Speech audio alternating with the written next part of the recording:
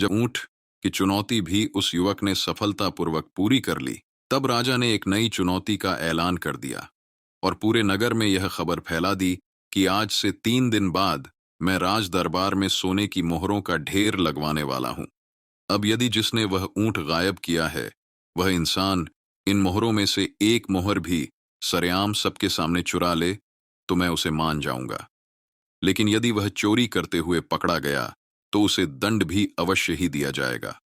और यदि यह चुनौती उसने पूरी कर दी और पकड़ा भी नहीं गया, तो मैं उसे उचित इनाम भी दूंगा और उसके सारे अपराधों को माफ भी कर दूंगा।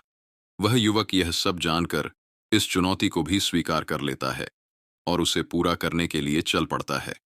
3 दिन बाद वही दिन आ जाता है जिस दिन दरबार में मोहरों का ढेर लगाया जाना था। दरबार को अच्छे से कड़े पहरे में कैद कर लिया जाता है और गिनकर मोहरों का ढेर लगा दिया जाता है। अब वह युवक सभी अन्य दरबारियों के समान उस दरबार में उपस्थित हो जाता है। वह अपने पैरों की जूती के नीचे कुछ मोम जैसा लगा कर लाता है, जिससे वह थोड़ा इधर उधर चलाता है और बिना झुके, बिना कुछ उठाए ही अपनी जूती से एक मोहर गायब कर देता है। उसके जूते में वह मोहर चिपक जाती है और किसी को पता भी नहीं चलता और वह तुरंत वहां से बाहर निकल आता है और शाम हो जाती है। शाम को जब सभी मोहरें गिनी जाती हैं तो उनमें एक मोहर कम मिलती है। अब राजा समझ जाता है कि उस इंसान ने यह चुनौती भी पूरी कर ली है।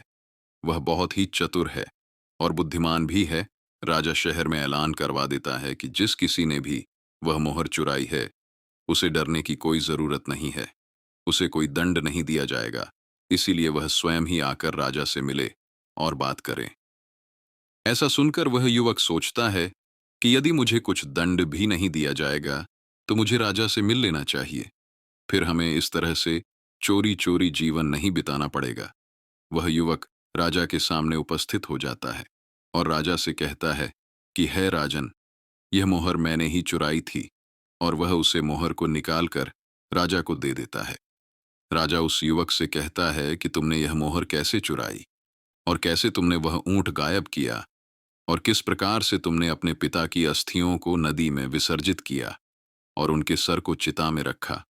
वह युवक सारी बात विस्तृत रूप से राजा को बता देता है और कहता है कि मेरे पिता चोर थे, वे चोरी किया करते थे, लेकिन मैं और मेरी माँ इसके बिल्कुल खिलाफ थे। हम लोग चोरी करने के पक्ष में कभी भी नहीं थे। इसलिए राजन, आप हमें क्षमा कर दीजिए और हमें दंड से मुक्त कर दीजिए। राजा उस युवक की सच्चाई और साहस व चतुराई को देखकर बहुत खुश हो जाता है और उस युवक से कहता है कि मैं तुम्हें अपना आधा राज्य देना चाहता हूँ और साथ ही साथ अपनी पुत्री का विवाह भी मैं तुम्हारे साथ करना चाहता हूँ, क्योंकि तुम बहुत ही नेक दिल, साहसी और बहुत बुद्धिमान व्यक्ति हो।